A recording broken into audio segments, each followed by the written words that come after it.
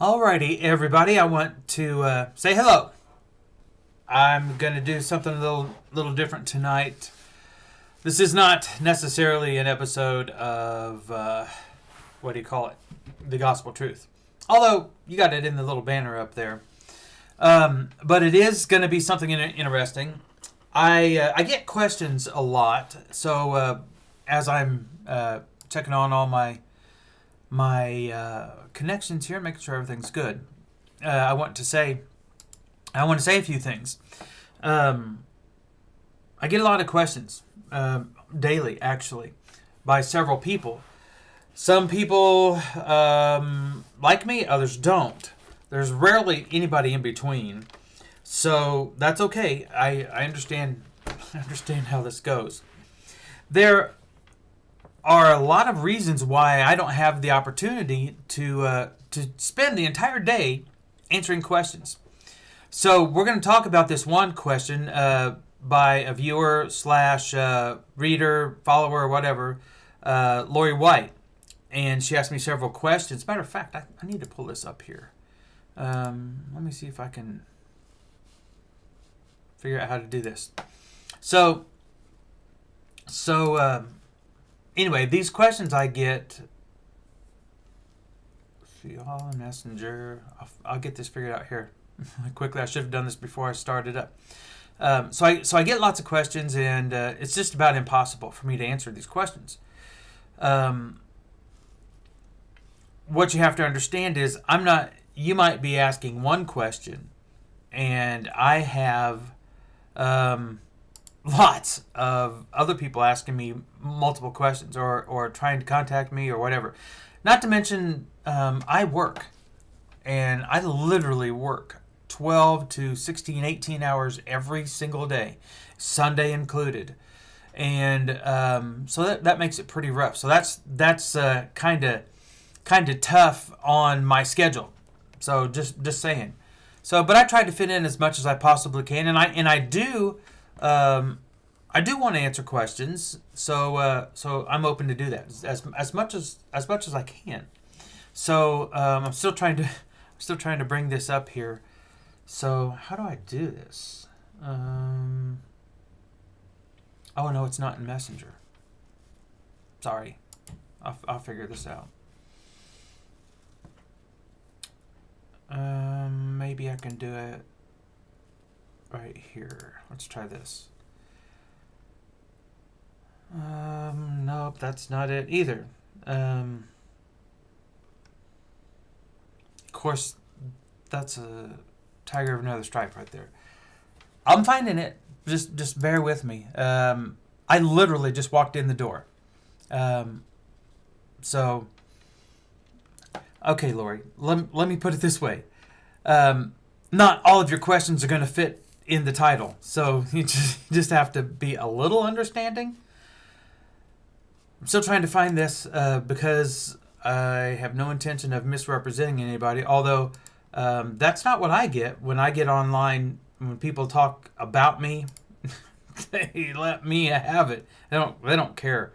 I'm not saying that Lorrie White's that way. I'm just saying, well,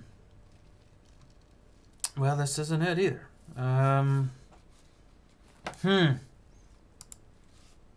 Maybe if I can just pull it up on my phone. I can look at my phone probably faster, maybe, possibly.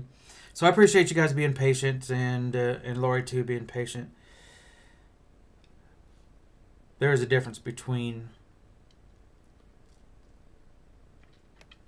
Let's see. Okay, so I need to look for this one.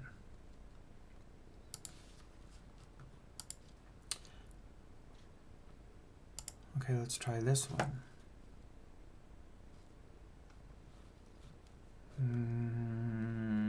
No. No, that's not it. Well, anyway, I'll just have to read them off here. I don't want to make you guys wait forever while I'm trying to find this, because it's different on a computer than it is on your phone, apparently. So, let's try one more, because I would rather show you this because there's a lot of comments that are said about me that honestly are just kind of unfair. Let's try this one.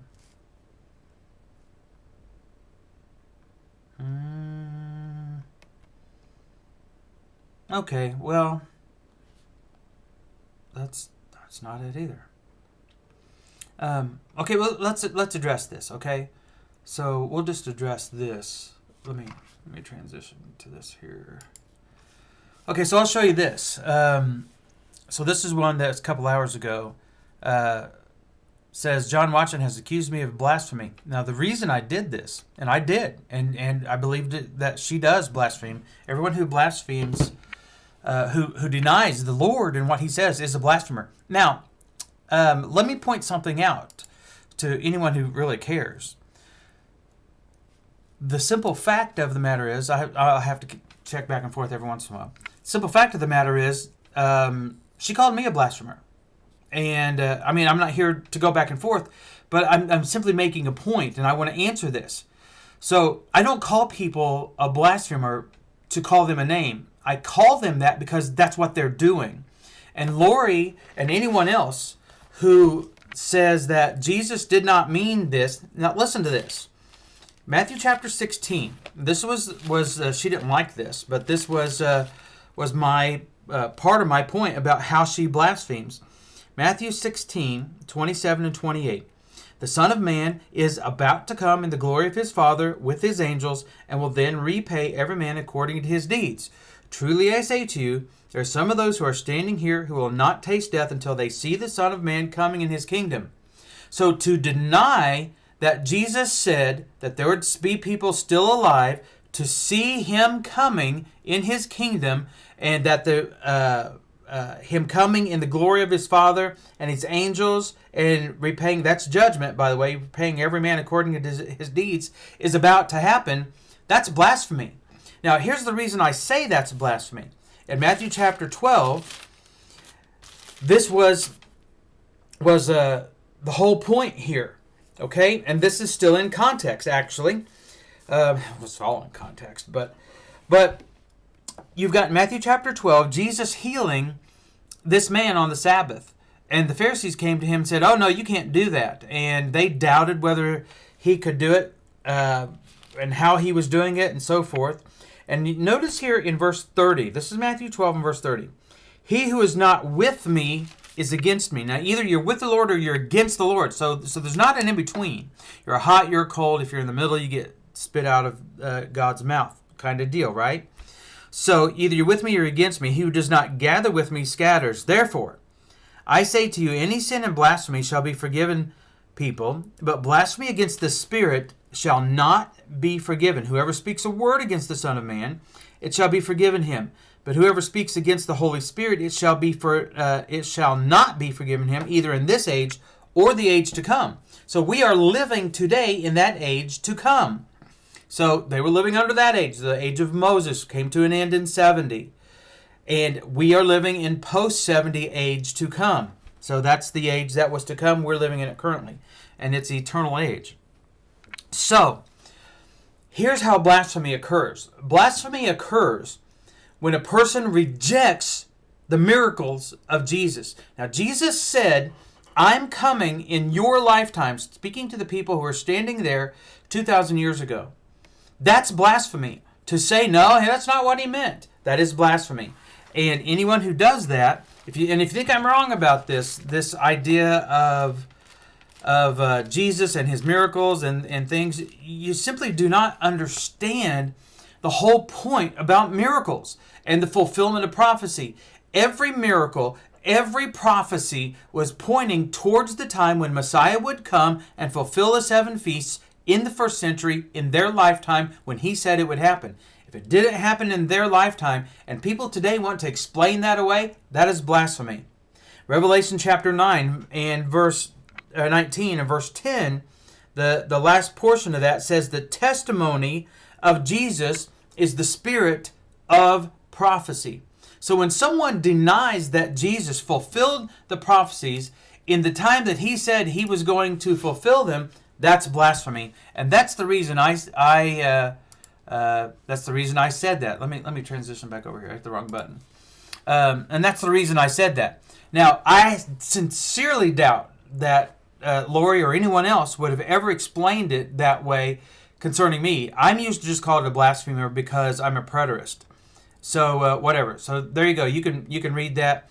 And when I said there, you are the blasphemous one, the denying plain and simple words of Jesus, and I asked the question, are you upset being called blasphemous? And the answer to that is yes. It does upset people because it's okay to call someone you disagree with and you think is going to burn in hell for all of eternity because of their conviction about eschatology. It's okay to call them blasphemous, but it's not okay for that person to reciprocate in a very honest and sincere way and actually be able to explain it. It's not okay for them. So this whole trolling thing that people do on Facebook, it's not pretty. It's not pretty at all. Now, let's get to this point about her questions. And if I can, I might try to find them one more time because, let's see if this is it. Go back. Because I really want to show you, I don't just do this stuff to do it. Maybe this is it. No. She had a list of questions. Now I've lost them on my phone.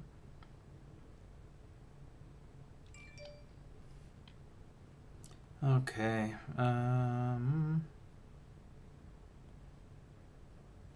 Well, now I've lost them on my phone. See, this is okay. Here they are.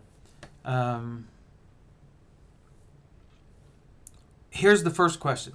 What if I just hold this up and you can see it on my phone, just so you can see that I'm not taking in her words out of context. Okay, so we'll just do this. Okay, so she says here. Let me get this straight. Once again, an unnecessary comment when you could have addressed the questions. Try that next time in case you're wondering what questions. Here they are again. Okay, so here's the first question. Well, wait a minute. Why did it do that? I'll just have to read it. Do you believe Jesus went to the place of torment to preach to the disobedient of Noah's day? A yes or no, please, followed by scripture would be nice. I don't know why that did that. So, okay, so let's address this. So, now she never gave me a passage. Oh, okay. I see. She put it right there. So I can kind of refer to it here. So she's got it in the comments, so you guys can see this.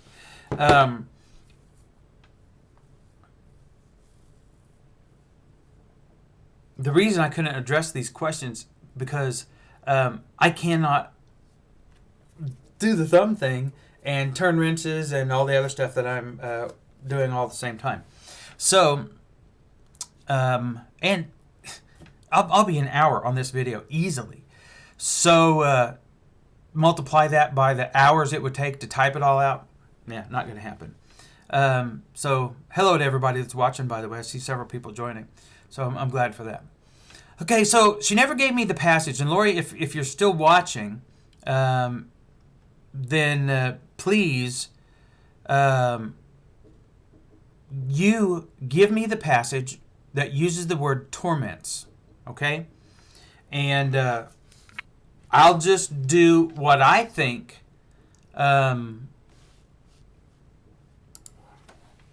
Anyway, I can't read your mind, and see this is where this all goes crazy anyway. So I'm going to pull up an interlinear here. This is from Luke chapter 16. So in Luke 16, we have the story of the rich man and Lazarus. Now, this story is completely and totally misunderstood by the modern-day traditional Church of Christ. They do not have the same understanding that the first century brethren had. And I'll show you this here in just a moment. So we're gonna read some of this. And I was deluded about this too for many years. And now I get it. And it's just so sad that our brethren are so Pentecostal-ish in their way of thinking that they cannot admit that they're wrong. It's like they've been raised to believe that they're right and that they're the only ones that have the truth. And I'm here to tell you, the Church of Christ is not the only one that has the truth. The Church of Christ has the truth, but the Church of Christ, the modern day traditional Church of Christ, is very far from the truth. So, and that's sad. That's very sad. They're probably a lot closer than most denominations, but what it boils down to is they've just become a denomination following the things that men have taught. So here's the parable of the rich man and Lazarus. Maybe we should, I'll just read it from the interlinear. So just follow along here in the red portion. A man, no, that's going to be way too confusing. So let me just come over here and read it. This is in Luke chapter 16. So, well, let's do this. Let's do this. Give me just a second here, and I'll pull this up. And I'm going to use the New American Standard because that's what I generally use. We can look at anything that anybody really wants to, because there's not one official English translation. You realize that, right? Everybody wants to get all bent out of shape over the King James. I'm telling you, if you're relying on the King James, you're going to have a lot of problems. If you think it's the only inspired English version. Okay, so let's read this. Now there was a rich man, and he habitually dressed in purple and fine linen, enjoying himself in splendor every day. So here's a man. He's described as rich. He's dressed in purple. And there was a poor man named Lazarus. Now this tells us right now that this is not a parable. As soon as this name is given, this is an actual story. So if you want to make this a parable, you go right ahead, but you're going to miss everything that you need to see in this. A poor man named Lazarus was laid at his gate, covered with sores, and longing to be fed from the scraps which fell from the rich man's table. Not only that, the dogs were also coming and licking his sores. Now it happened that the poor man died, that was Lazarus, and was carried away by the angels to Abraham's arms, or Abraham's bosom. And the rich man also died and was buried. Now here's where this totally goes off the rails, because most people in the modern day traditional church, one, they don't have a clue about what is being talked about here. Where did this guy go? He's literally in Abraham's arms, or he's sitting in Abraham's lap? No, it's a figurative. It's called an idiom. It's called a figure of speech, right? We do it all the time. Everybody does it, and everybody has for years and years and years. So it's just a simple figure of speech. And it means he's in that place where Abraham is and the righteous are in this realm. Let's keep reading. Now it happened that the poor man died and was carried away, verse 23. And in Hades, now here's a real issue. If you think that this word here is hell, you've got it completely and totally wrong. It's not hell. It's Hades. Now let me show you this. This is in verse 23. So I'll show you this in the interlinear. In verse 23, this is the Greek word Hades. And I don't know if you can see that there. It says the unseen world. Let me show you what Hades is. So this is the definition of Hades. Let's kind of enlarge this here. And you can see what this is. Okay, so the definition is the abode of departed spirits. This is not heaven, and it is not hell. By the way, the word hell is not in the scriptures. It's not there. The term Gehenna is, but that's not hell. Hades is, but that's not hell. Sheol is, but that's not hell. So what we're looking at here, now remember, this was this word, verse 23, in the rich man and Lazarus story. And in Hades, he raised his eyes, being in torment. Okay, he was not in a place called torments. He was in Hades, being tormented. Now let's go back here, because I want to show you this. Whoops, wrong one. Hades is the place of the unseen world. Now, Hades is the Greek terminology for the Hebrew concept of Sheol. Sheol is the Hebrew word. Sheol and Hades are the same thing spiritually from God's perspective. From cultural perspectives, there can be lots of different things. But from God's perspective, which is the Hebrew perspective, Hades and Sheol are the same thing. So you have here Hades. Look at Help's word studies, okay? Properly the unseen place, referring to the invisible realm in which all the dead reside, i.e., now this is where you just have to take with a grain of salt. This is a man's opinion. All right, i.e., the present dwelling place of all the departed deceased, or Hades. Now, not everybody takes that approach to this, by the way. Most people believe that when you die, you go directly to heaven. And so they totally skip Hades. They don't even know what it is. They don't understand that if you believe you go to heaven when you die, you're a preterist. You've taken the preterist position. Preterists teach that, yes, Jesus was victorious. He destroyed the gates of Hades and opened heaven. He destroyed Hades, opened the gates of heaven. That's what I meant to say. And he did that simultaneously. That's how he was victorious. If you believe you go to the Hadean realm today to sit in Abraham's lap with his arms around you, you are blaspheming Jesus by saying he was not victorious. Now, what is Hades? Let's go back over here and look at this. Well, let's look at a couple of these other things. The abode of departed spirits, perhaps from Alpha as the negative. We don't really need to do that.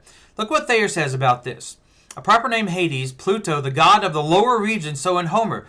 So, do you all even realize that when you read the Bible and you're reading the New Testament, you are reading Greek influence? They're using this term as a man's name. Just think about your Disney movie and go back to Hercules, I think it was. There's a really good illustration of who Hades was in the Greek mindset. It was a human, well, not a human, it was a god that was there to keep you in flame and fire as you cross the river Styx and all the other stuff. I don't know. So anyway, I'll let you just go through that, but it's the unseen world of departed souls, the grave and hell. Now, Strong does use the word hell. So this is why it's so difficult for so many people to get past this idea of hell. He uses the word hell like it's in the Bible, and it's not. You can't find it. It's simply not there. Now, I challenge you to find it. Go to the Hebrew. Go to the Greek. You will not find this concept. You will not find this word in there. It's just simply not there. You can find it in lots of English translations, but you can't find it in what the Holy Spirit chose to use as the translatable languages. It's simply not there. So let's go back over here to Luke 16. So in Hades, this place of the invisible place of the departed souls, he raised his eyes, being in torment. Now, he's going to explain here what torment is. Okay? Torment is not the place. It's the action. And saw Abraham far away and Lazarus in his arms. And he cried out and he said, Father Abraham, have mercy on me and send Lazarus so that he may dip the tip of his finger in water and cool off my tongue, for I am in agony in this flame. That was the torment that he was in. He said, for I am in agony in this flame. Okay? This is as close that you will ever come to hell anywhere in the Bible. And it's not even close. Hell, by most people's understanding, and you can't get a biblical definition for hell because there is not one, right? It's not there. You'll get a man's opinion of what it should be if he was the one writing the Bible, but there's not there. So the modern day traditional conception of church people is that hell is something that lasts for all of eternity. Hades does not last for all of eternity. It is destroyed when the church is completed. And if you think I'm wrong about that, let me do this. Let me pull up a passage. I don't want to get that infinity screen going there. So let me pull up a passage. If you look at Matthew 16. All right? So let's just go here. I'm going to show you something here in Matthew chapter 16. So in Matthew chapter 16, this is where I said that not only Lorrie, but many other people are blasphemous and denying Jesus and denying his miracles. Oh, I guess I need to show you this. This is Matthew chapter 16 from the New American Standard. And I want to show you here, starting in verse 13, right? So here you've got, so Jesus comes into Caesarea Philippi, and he asks his disciples, he says, who do people say that the Son of Man is? This, by the way, is the context of Matthew 16, 27, and 28. So here's their answer. They said, some say John the Baptist, others Elijah, still others Jeremiah, or one of the prophets. Okay, so from your 21st century new way of thinking, modern American, modern English understanding, why would someone say, well, he's John the Baptist? Or why would someone say, well, he's Elijah? Or why would someone say, well, others, said Jeremiah, or maybe he's one of the other prophets? Why would they do that? Because it was prophesied that Elijah would come before the great and terrible day of the Lord. It was also commonly believed among the Jews of the first century that Elijah and his coming was more important than Messiah. They thought Elijah was going to come and restore all things. That's why some of them would have said, well, maybe he's Elijah. No, he was Messiah, the Messiah of Daniel chapter 9, coming in that 70 weeks that would be completed at the destruction of Jerusalem. So they were asking, or they were saying, well, maybe some are saying you're Elijah. Okay, but notice here verse 15, but he said to them, but who do you say that I am? Well, he's like, well, we're not talking about those guys. I care about what you think. What's the message that you've got? So here's what Peter answers in verse 16. He says, there's Peter's answer. You are the Messiah, the Son of the living God. That was the answer. That was the correct answer. And when you see this term Christ, in English terms, the way we think in our head, it's not enough.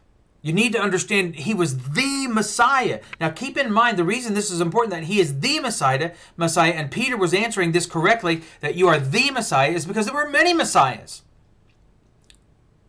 Lots of people could have been Messiah or Messianic under the Old Testament. There was only one, the Messiah. That's the Son of the living God, and he clarifies that. And that means that when the Messiah comes, miracles follow him. They come with him, and they end with him.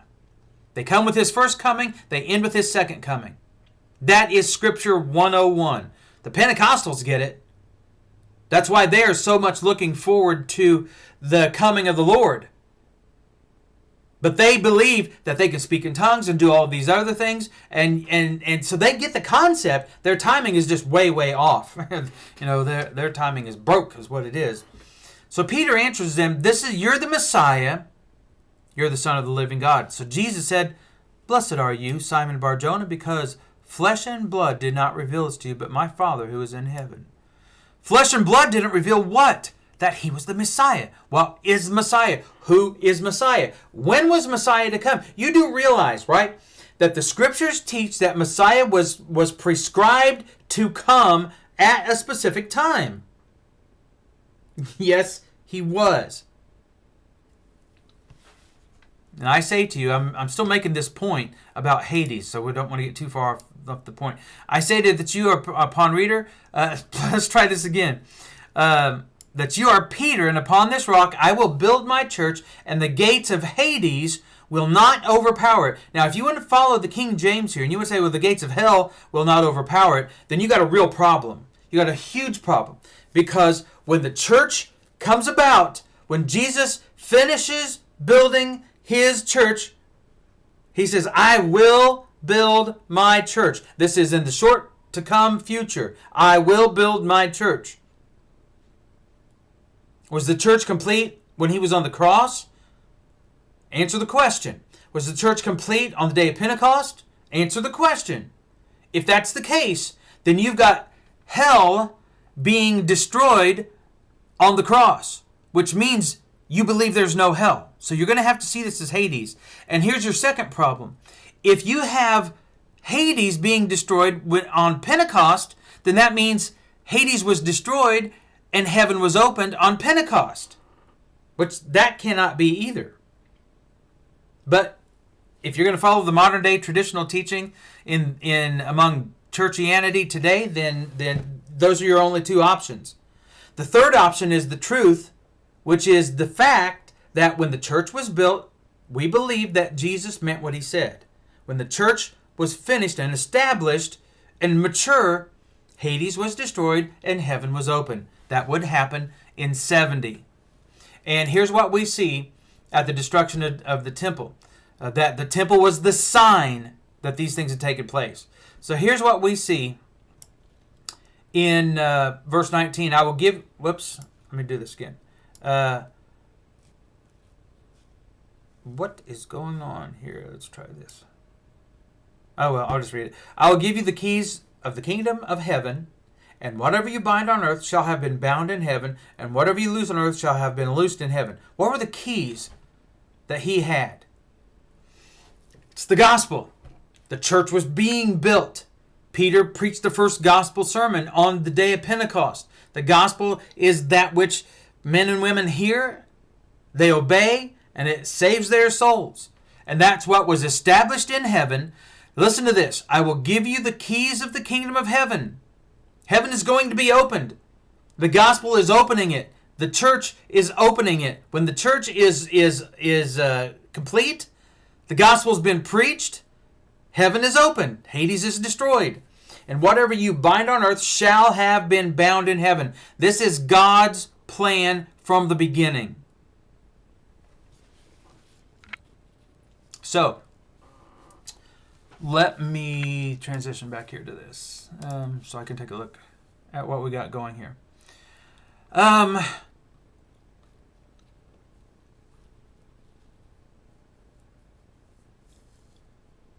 Okay.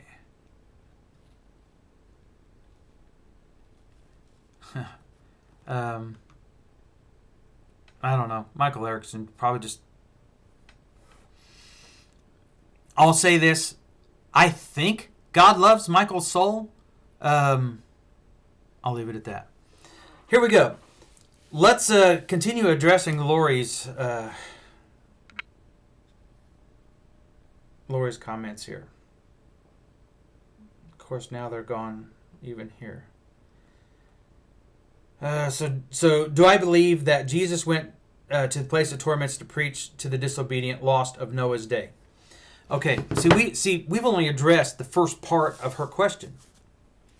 The answer to this is, first off, he did not go to torments. That's incorrect. He went to Hades. And yes, I believe he went to Hades, and he did exactly what Peter said. Now, either Peter was... let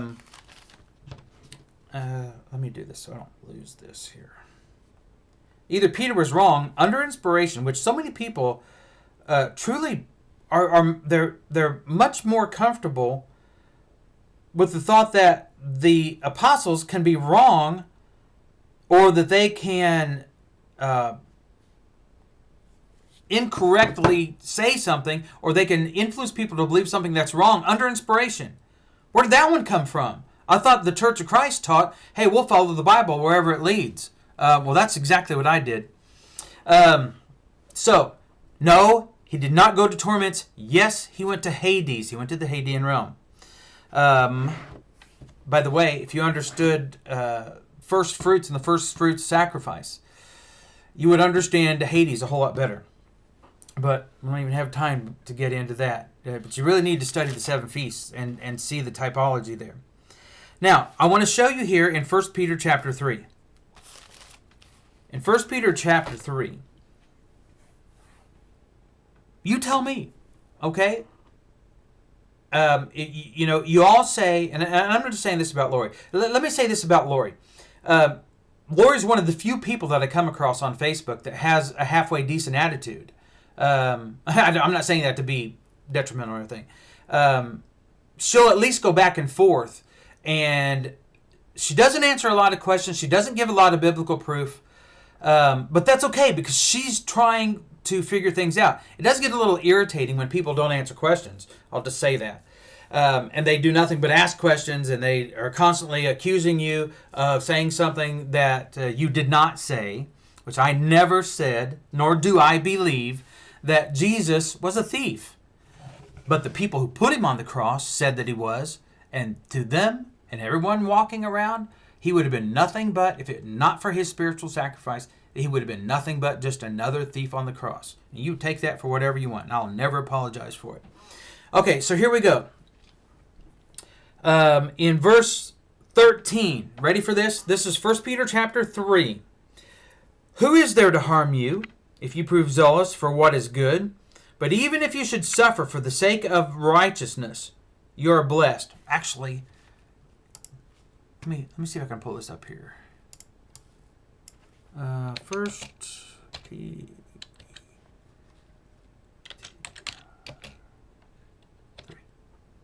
Okay, let's see if this works. Hey, what do you know? It does work.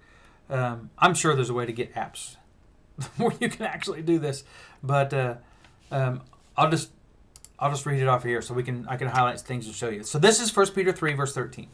Who is there to harm you if you prove zealous for what is good? But even if you should suffer for the sake of righteousness, you're blessed. Do not fear their intimidation. Do not be in dread, but sanctify Christ as Lord in your hearts, always being ready to make a defense to everyone who asks you to give an account for the hope that is in you, but with gentleness and respect. A lot of people forget that.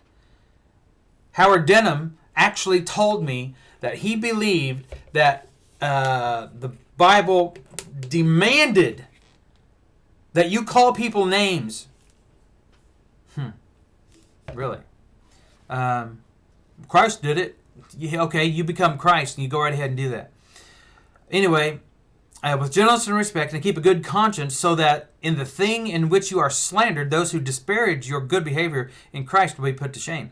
For it is better, if God will it so, that you should suffer for doing what is right, rather for doing what is wrong. Okay, now notice this. What kind of suffering is he talking about? About these people here who are preaching and teaching the truth, and they're doing it with gentleness and respect, and yet that there are people who disparage your good behavior in Christ. Right? What kind of suffering are they going through? Is it a physical suffering? Is it an emotional suffering? Is it a spiritual suffering? What is it? For it is better if God should will it so that you suffer for doing what is right rather than for doing what is wrong. For Christ also suffered for sins once for all time, the just for the unjust, so that he might bring us to God. Now let me ask you this question. So Lord, pay attention to this. What was the sacrifice of Christ? It says, Christ also, let me put it here, also suffered for sins once for all, the just for the unjust, so that he might bring us to God. What did he do in his flesh? What was his sacrifice? Was it just his flesh? You missed 50% of the equation if you think it's just in his flesh. The point that is being made, not only here, and you're going to see this in just a second, but the point that is being made in every passage about the death, burial, and resurrection of Jesus Christ is that there was a physical component to it and there was a spiritual component to it. If you leave out the spiritual component, you cannot consummate the physical component. It is impossible to do that. And yet our brethren think nothing but fleshly. It's exactly what the Jews did in the first century, and they tried to Judaize these Christians who were accepting the truth, this law of faith, not the law of physical works, but a law of spiritual faith. And they were trying to get them to, hey, go back and you start believing fleshly things. That's all y'all are doing today. When all you do is you emphasize flesh, you de-emphasize the spiritual nature of Jesus. Now, let's read this again. All right? For Christ also suffered for sins once for all time. This is the Messiah. This is the gospel that was entreated to Peter, Matthew chapter 16, verse 18. The just for the unjust, so he might bring us to God. Is he bringing us to God in physical flesh? Did he not really mean it? He's bringing us to God. He didn't really mean anything. He just said it. Or is this a spiritual salvation? You all have a physical salvation. I'll tell you what, those who believe in fulfilled eschatology have a spiritual fulfillment of salvation, not physical. Having been put to death in the flesh. Now, do you just let this soak in for 1 minute? Having been put to death in the flesh, but made alive in the spirit. Do you see two components there of the death of Jesus? He was put to death in the flesh, and he was made alive in the spirit. Are there two components there? He died in the flesh, but yet his spirit lived on. Was his body alive or dead when his spirit separated from it? Where, Lorrie, I've asked you this, and I've asked so many people this 100 times, and you don't answer it. You guys, you simply avoid this. This is sad. Where did Jesus go when he died? Well, since you all are completely and totally unwilling to answer this, Jesus went to Hades when he died. He did not sit in the tomb. Jesus was not in the tomb for 3 days. He was in the grave. He was in Sheol. He was in Hades, not the tomb that was covered by a rock. Jesus was not in the tomb. You tell me he was. And I'll show you a defeated Messiah. Let's read this one more time. Christ also suffered for sins once for all, the just for the unjust, so that he might bring us to God, not fleshly, spiritually, restore the Edenic relationship, make that whole again. Having been put to death in the flesh, but made alive in the spirit. Now, what did Jesus do when his body was dead in the tomb and he went to Hades? He went to Hades. Jesus went to Hades. Notice this, in his spirit, in which he, capital H, this is Jesus, went also and made proclamation to the spirits in prison, or now in prison. The prison is Hades. That's where they were locked up. They were waiting for the day that the just and the unjust would be judged. And then Hades would be wadded up and thrown away like a worn out piece of paper. It's useless. Just throw it away. Burn it up. And that's what happened when he was victorious. If Jesus wasn't victorious, then Hades is still there. Those are your only two options. Now notice this in verse 19. It says, in which, what am I doing here? In which he also went and made proclamation now to the spirits who were in prison, which were once so disobedient, when the patience of God kept waiting the days of Noah during the construction of the ark, that is, in which a few, that is 8 persons, were brought safely through the water. Do you see what Peter's doing? He's preaching the gospel that was given to him, these keys that were given to him, Matthew chapter 16 and verse 18. And he went and he made proclamation to the spirits that were in prison. That's Hades. Where were the spirits? Remember what we read? The definition of Hades. They're the same thing. It's the invisible place where the spirits of dead people go and wait for the day of judgment. Read verse 19 and 20 to yourself silently.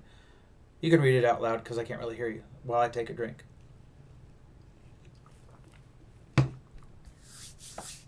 So the question comes, so he went to hell and preached to the unrighteous people. I don't know. It wasn't hell, I can tell you that for sure. He didn't go to hell. He went to Hades. This is what this says. I'll show you something else in just a moment. But let me explain this. So Luke 16, as we were reading just momentarily, a moment ago, Luke 16 illustrates when he said, I am in agony in this flame. Verse 25, Abraham said, "Child, remember that during your life, you received your good things, and likewise Lazarus bad things. Now he's being comforted here, you're in agony." So he was being tormented in this place called Hades. "And besides this, between us and you is a great chasm has been set, so that those who want to go over from here to you will not be able, nor will any people cross from there to us." You've got Hades, and in the middle of it, like where my fingers are at, is a chasm that is fixed, like the what do you call it? Grand Canyon, okay? You can't cross over it. But you can sure see and you can sure hear the people on the other side. So when Jesus did this in 1 Peter chapter 3 and verse 19, he went and made proclamation to the spirits that were in prison. He went to the Hadean realm, and there he did his thing. I think what he was doing was going there and saying, okay, this is the time, things are getting ready to happen, the ball is in play, and this is the last down, and we're going for the goal. Okay, that's what he was saying. I don't know exactly what he said, neither does anybody else. But he's talking to these souls who were how do I do this? Matter of fact, let me check all this stuff here real quick. He was talking to these souls that I'm going to need this. I'll just open a new one. So I want you to turn to Romans.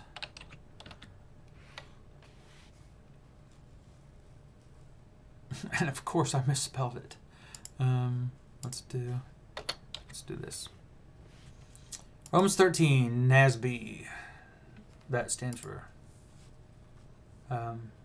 you know.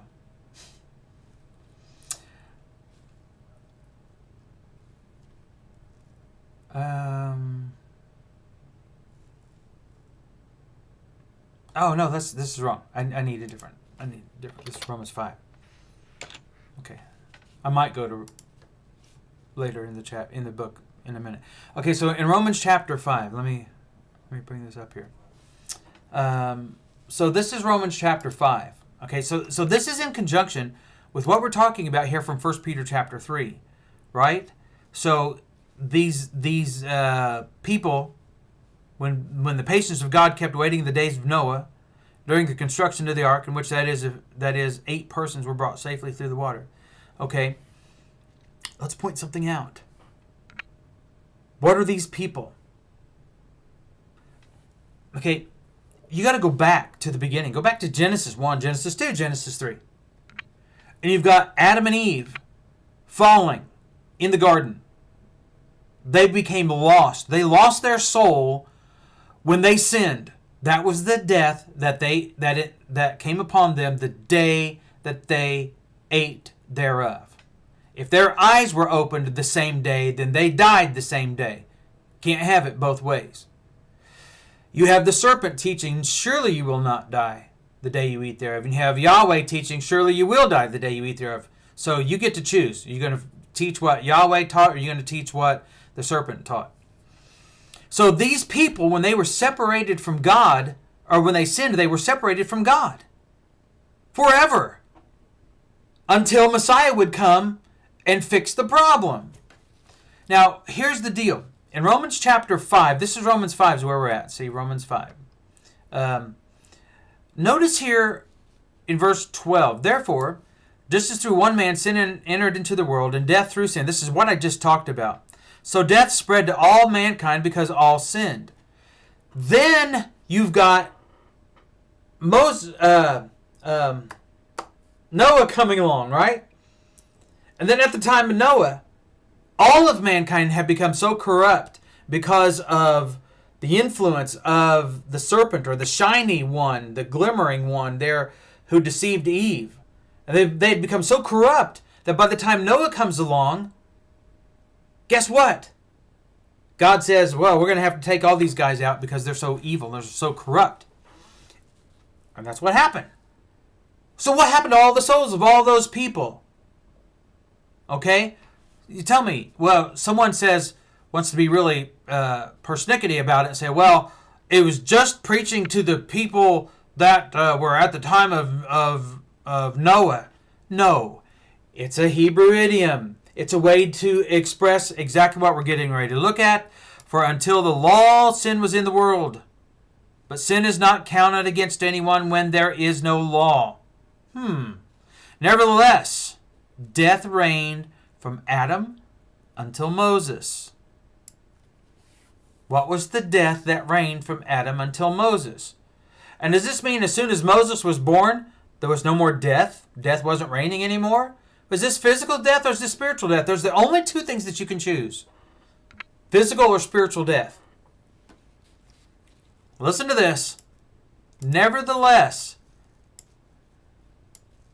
death reigned from Adam until Moses, even over those who had not committed sin in the likeness of the violation committed by Adam, who is a type of him who was to come. He's talking about typology. You had all of these people who had died, beginning with Adam, all the way through the end of the law of Moses. And during that time period, death reigned. That death is the pit, it's the prison, it's Hades, it's Sheol, it's the separation from God. And that's the simplest way I know how to put this. There's lots of nuances to this, but that death reigned. It was that covenantal death. It was that spiritual death. It was that Adamic death from the garden when Adam sinned. That's the death that reigned. It's the separation between you and God, Isaiah 59, verses 1 and 2. That's the death that reigned. This is why I couldn't type this out on, and do this no justice whatsoever. So the question is, okay, do I believe that Jesus went to the place of torments? No, he went to Hades. Torments is incorrect. Did he preach to the disobedient lost of Noah's day? Yes, he did. Not only Noah's day, but Adam and all the way through the end, from Adam until Moses. He was there in the place that was death, the separation from God. You do realize when you sin, you are separated from God. And until Hades is open, you go to this place where you're separated from God because of sin. If Jesus did not deal with sin 2,000 years ago, you are still separated from God when you go to Hades. No amount of tomato sandwiches, unbelievable, are going to make the Hadean realm any more attractive. Now, you got something got to look at here real quick. So you've got this idea that the Hebrew people understood. This was to them, to the people in the first century, it was painful. It was being tormented to be separated from Yahweh, our Father. So yes, that man was separated. He was being tormented because his fate had been decided by his actions. In Luke chapter 16, the rich man. That's why he was tormented. That's why it was a burning thing. That's why it was torment. Because there was nothing he could do. His choice had been made during his life. Whereas Abraham and Lazarus and all the other people, Adam, apparently, that were waiting on the other side of the gulf, they were not being tormented. Although they were still separated from their Father. Their salvation was in promise, awaiting the coming of Messiah.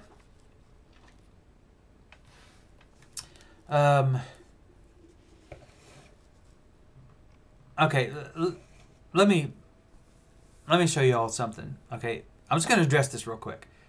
I haven't even read this. All I see is here a root canal. So I'm going to show you just how caustic people like this are. These people are truly blasphemers. So Patrick Andrews says, I have had a root canal and I've been watching this nonsense. The root canal was much less painful. I believe that John Watson honestly believes that whatever he says is truth because he said it. Patrick, I really just need to block you. You are not a sincere Bible student Period. You never give any passages. You never offer any proof. Never, ever. And if I'll tell you what, Patrick, if you would agree to have just a 1 hour go back and forth, we can make it a simple, easy debate on my channel here. Okay, we'll do this. You get your time. I'll have my time. We'll call it at an hour. You can say whatever you want, and I get to say whatever I want. I won't block you. If you don't agree to do that, I will. I mean, there's just no reason for that. That's not a Christian attitude, and you're a horrible, horrible, horrible representative of Christianity. Okay, so let's get back to this next question. Okay?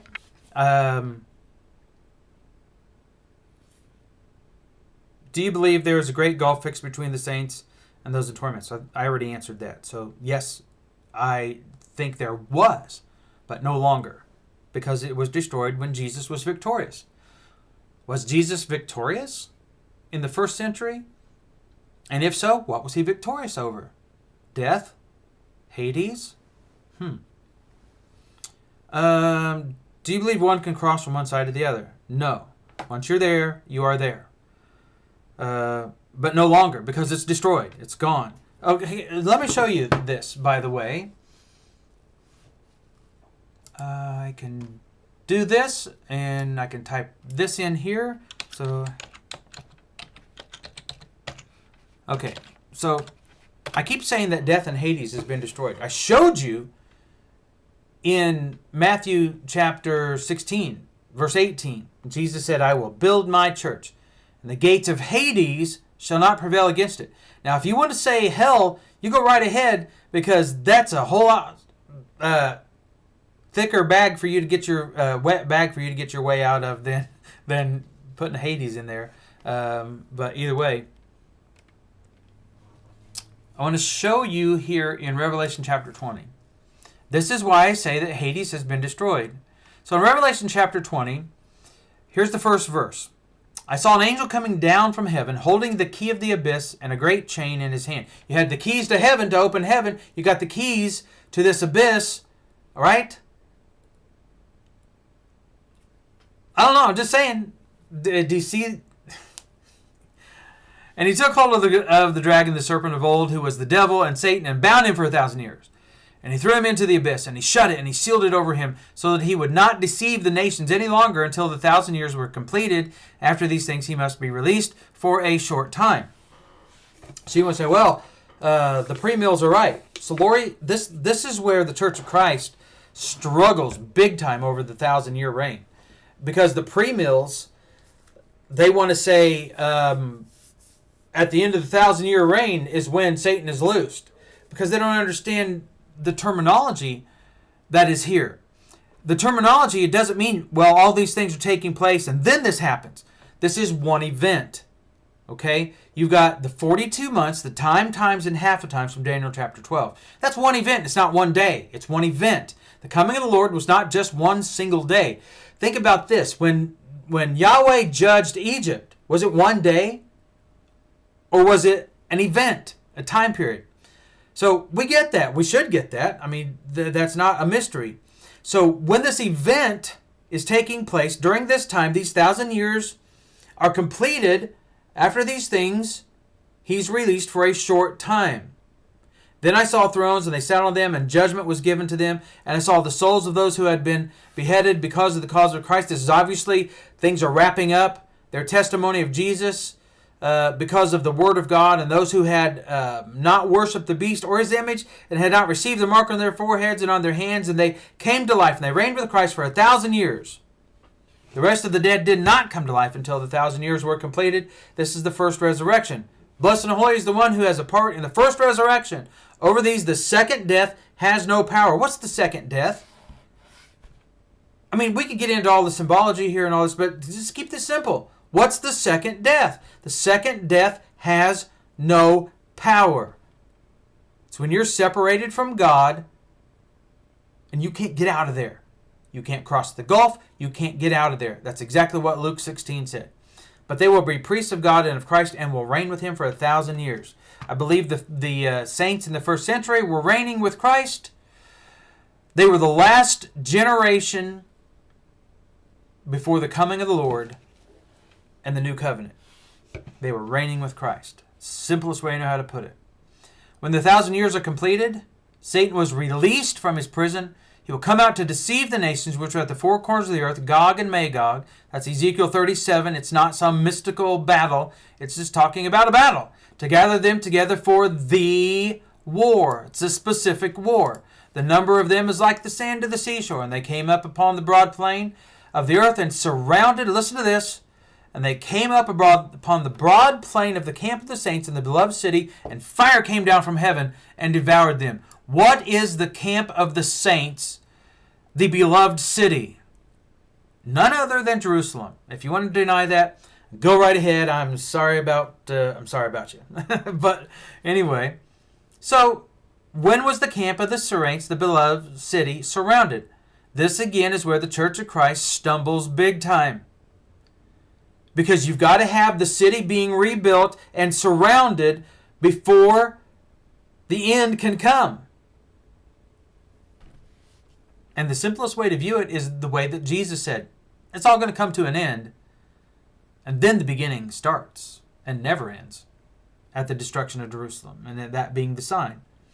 Now notice verse 10. And I don't know what I'm doing when I do that. But anyway, and the devil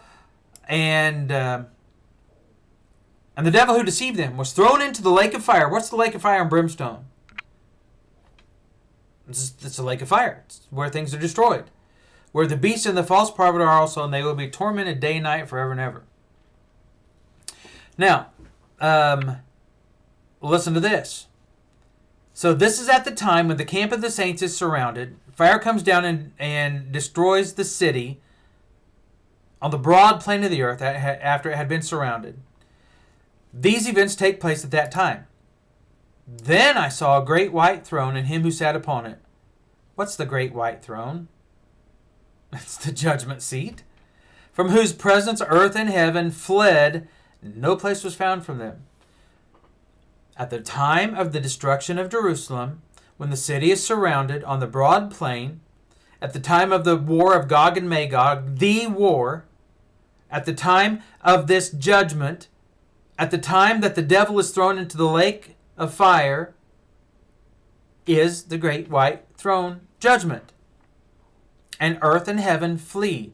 Well, it's so easy to say, well, that means the world is destroyed. You don't find that concept anywhere in the scriptures. 1 Peter 3 does not teach the destruction of the world. It teaches the destruction of the stoichion. That's the elements of the law. You look it up. You'll find some men's commentary, but if you look up the honest ones, and they will tell you. Hebrews, Ephesians, Galatians, and 1 Peter 3 all talk about the elements of the law. Okay, I saw the dead, the great and the small, standing before the throne, and books were opened, and another book was opened, which is the book of the life. And dead were judged from the things which were written in the books according to their deeds. What is that? That's Judgment Day. When does this occur? At the destruction of Jerusalem. Back up here, in this section. Verse 13. And the sea gave up the dead which were in it. That's the Gentiles. And death and Hades gave up the dead who were in them. Death and Hades. What's death and Hades? Is this physical death or spiritual death? Or is it synonyms? Death and Hades. Hosea chapter 13 and verse 14 uses the same terminology, and it defines for us in Hebrew thought and Hebrew context that death and Hades are essentially the same thing. I know there are nuances, but you can't separate them. And they were judged, each one of them according to their deeds. Then death and Hades were thrown into the lake of fire. This is the second death, the lake of fire. What's the second death? Your first death is your physical death. A second death is when you physically die, being lost, and you are consumed in the lake of fire. Now notice this. This is what I just said. If anyone's name was not found written in the book of life, he was thrown into the lake of fire. That's an eternal concept. It began in the first century when Jesus returned in 70. So when was Hades destroyed? Not in the future. Hades is destroyed as the Pentecostals understand. A lot of the Baptist hunters get this too. They understand that Hades is destroyed at the coming of the Lord when the city is surrounded, when Jerusalem is surrounded and destroyed. Of course, they want to see a physical Savior on a physical throne and a physical temple and physical Jerusalem. Just like so many people today, it's all physical. It's all physical. It's all physical. Physical this, physical that, physical this, physical that. There's no way I can keep up with all these comments. So I just keep going.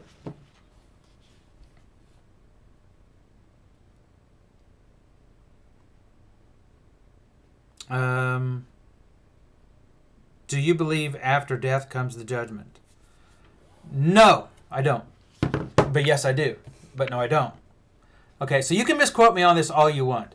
But, Lorrie, let me put it this way. And, guys, I'm addressing Lorrie's comments here. Okay? She's got the floor. So, how did she put it? Do you believe after death comes the judgment? No, not the judgment. The judgment, as we just read, took place in the 1st century. The judgment was this appointed time for the judgment of Israel. Look, back in Genesis chapter 12, the 70 nations had been judged. They rejected Yahweh for these gods. They didn't want to serve the God of hosts, the Lord of hosts. They wanted to serve the hosts. All right? So they rejected him and he rejected them. They were judged. These are the people, many of them, if not, those who rejected Yahweh, were the ones who are on the other side of the gulf, in Sheol. So, the judgment was when? In the 1st century. It's not coming in our lifetime. Now, are you judged today? Yes, you are. When you sin, like Adam did, you are judged. The day you eat thereof, you shall surely die. Isn't that what Paul taught in Romans chapter 7? This is. Matter of fact, it's from the Adamic death. Listen to this. So from Romans chapter 7, notice what it says. Verse 9, I was once alive apart from the law, but when the commandment came, sin became alive, and I died. You all make fun of it all you want. You go right ahead. I know you're going to. So you just go ahead.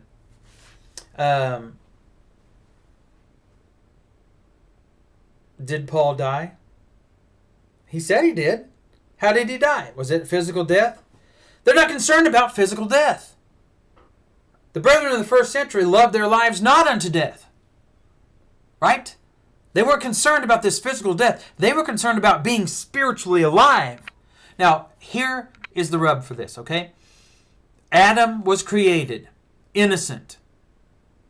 He was set in the garden where he could live as long as he ate of the tree of life. But once he ate of the tree of knowledge of good and evil, he died. The very day that his eyes were open, he died. That's what the scriptures teach. If Adam's eyes were not opened that day, then he did not die that day. If Adam's eyes were opened that day, he died that day. You can't get around that. Now, Adam died in his sins because the atonement was not made. It hadn't been made. The Messiah had not come at the proper time. So Adam and everybody else, all the way up until the end of the law of Moses, waited in the Hadean realm until Messiah came and was victorious and defeated Hades. So,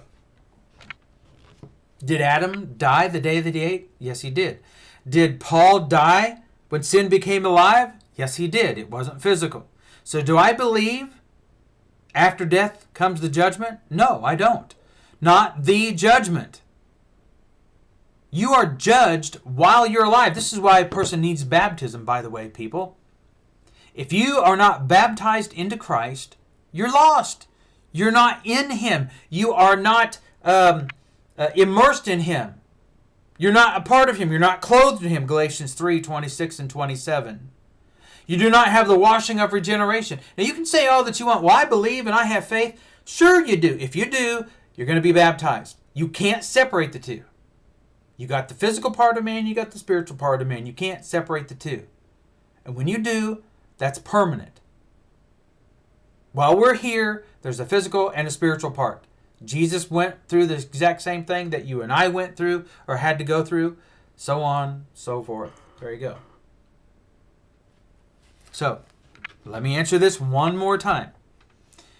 Do you believe after death comes the judgment? No.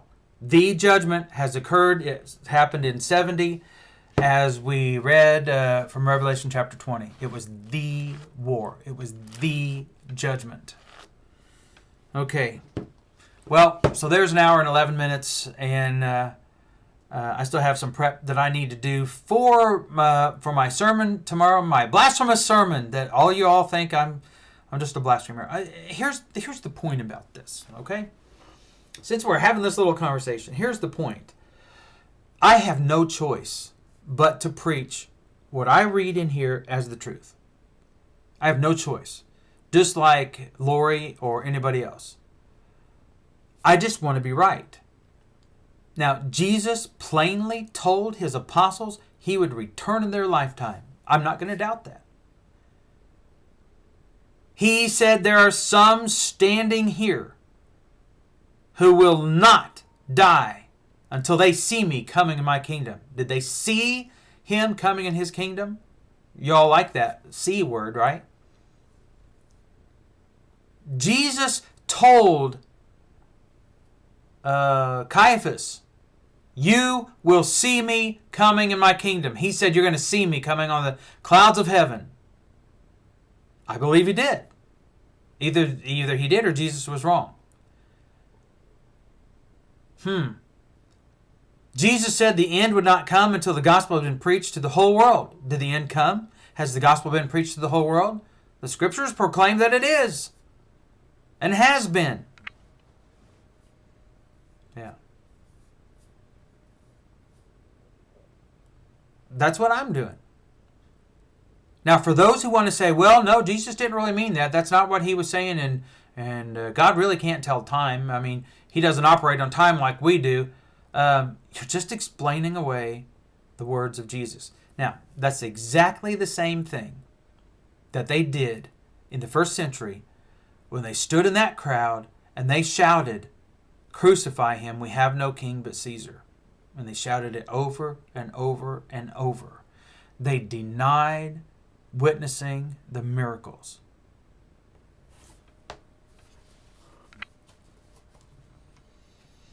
All right, Barry, if you knew the Hebrew of Genesis 3, I said I was going to stop, but I'll take a few seconds for this. So this is typical. I think Barry's a good guy. I think he's just way, way wrong about way too many things, but I love his soul, and I think I think Barry is genuine for the Lord. He just bought the narrative of the Jewish rebellion. If you knew the Hebrew of Genesis 3, you would know it says, dying you shall die. So Barry, are you saying that Adam was created dying? Death, physical death, was introduced into the world by Adam's sin. Really? Was his eyes open at the moment he ate from the tree? Thus, we have Genesis 5 and all those who died. Well, wait a minute. Did he have his eyes opened the moment he ate from the tree, as God said? Who was right there? Maybe it's because I'm not a Hebrew scholar that I can't understand plain, simple words and look them up like Barry can. Let's see. God said, the day you eat thereof you shall surely die. The serpent said, the day you eat thereof you shall not surely die. So, Barry, are you siding with the serpent? That's what it sounds like. Okay, that's it. I still got work I need to do for tomorrow. It'll just reflect in my PowerPoint probably, or the lack thereof. Okay, that's it. Hey, even though you disagree with me, I still love you. I still want to see you saved. I don't want to see you blaspheme the Lord, and I don't want to see you be guilty of that for sure. So that's all I have to say about it. We'll do another one of these eventually. You can be with us Tuesday night. We got another in the series on fatal flaws of futurism. So maybe y'all will learn something. Lorrie, what question? You asked me 4,000 questions. I answered your questions. You just don't like the answer. So I'll give you a second. You put it in there, Lorrie. Tell me what question you want me to specifically answer that I didn't. I just read them and I answered every one of them. It took me an hour and 16 minutes.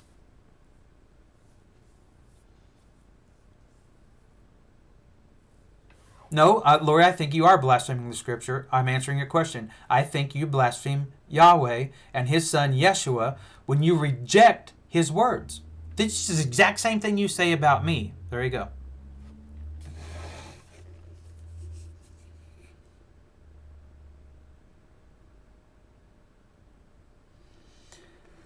Marcus, I'll take a second and answer that. Are we not saved if you're not part of the 80-70 teaching group?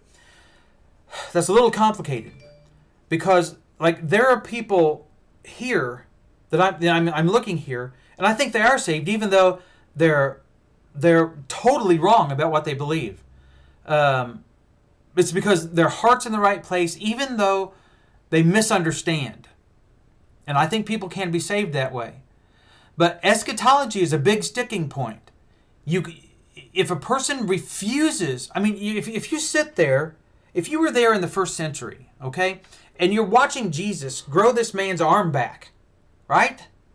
And you say, no, he didn't do that. Or that was done by the power of Beelzebub or whatever, or Beelzebul, right? Then you're rejecting him. That's what causes a person to be lost. So can a person watch Jesus regenerate that and say, man, I'm really confused. Lord, please help me to figure this out. I think he's got the right heart. I spoke with a man, one of my relatives actually, when I started seeing this. And I went and talked to him. And his answer was, I don't know. I'm just going to have to follow what my mama and daddy taught me. Yeah, I disagree with that. I think we have a responsibility to try to figure things out. Not just go with what Mama and Daddy taught me, but I respected his position and his honest and good heart because I know him. So is it a deal killer for salvation? It can be. If someone is so full of pride that they can't get over the plain words of Christ, and this is what I would say. And Lorrie, here's how I would address this. Here's my proof. Do you believe that Jesus was going to come back in their lifetime as he plainly said? If you don't, then you're rejecting the Messiah. There you go. Okay.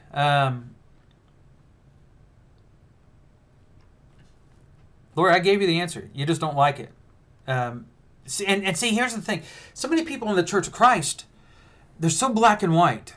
We have been taught to be legalistic in every way possible until it comes to me or someone in my family. Here's a good illustration. I know of an eldership who withdrew from several people. They kicked them out of the church because of bad marriages, and they forbade them from marrying other people. And then one of the elders, who was a preacher also at that congregation, his child found himself in a bad marriage. Guess what? All of a sudden, his marriage was okay. You see what I'm saying? You know, it's very easy for, or his next marriage was okay. It's very easy for people to just be so, how do you put this? There's just the black and white legalistic. So, you can be saved, Lorrie. You can be saved if you're wrong about things, if your heart is right, if you're trying to do right, you're trying to figure things out. You see, there's the typology of the atonement. This was offered for the sins of the people committed in ignorance. They had an honest heart about it. Deuteronomy, I think it's 15, gives this illustration between the honest heart and the high-handed sin. So, I think people can be saved if they don't understand everything. There are some things that are immutable. You have to be in Christ in order to be saved. You have to have a good heart to be saved. You show me a person who's got a bad heart in heaven, and I'm going to say, I think you miscalled that one. All right? So, there it is. Lorrie, look me in the eyes. Let's get this straight. You reject the plain, simple teachings of Jesus, right? When it comes to eschatology. You are rejecting the Messiah. You're smart enough to see it.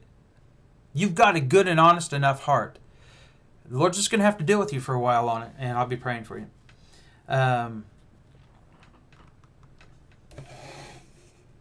Yeah, Lorrie, that's just more of your Church of Christ indoctrination. Sad.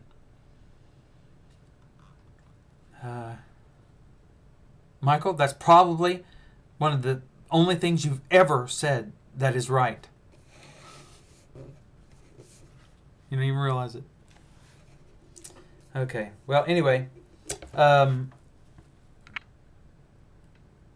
I'll show you the proof. Just go look in the mirror. There you go. I love y'all. This is it. I'm out of here. I'm not doing no more. This is it. I got other stuff I have to do. So, this has been fun. We have to do this again. I will see you all later, and I'll be praying for all of you, and I'll be praying for you, Lorrie. Wow. Really touched a nerve there, it looks like. So, there you go. That's it. I'll see you next time around.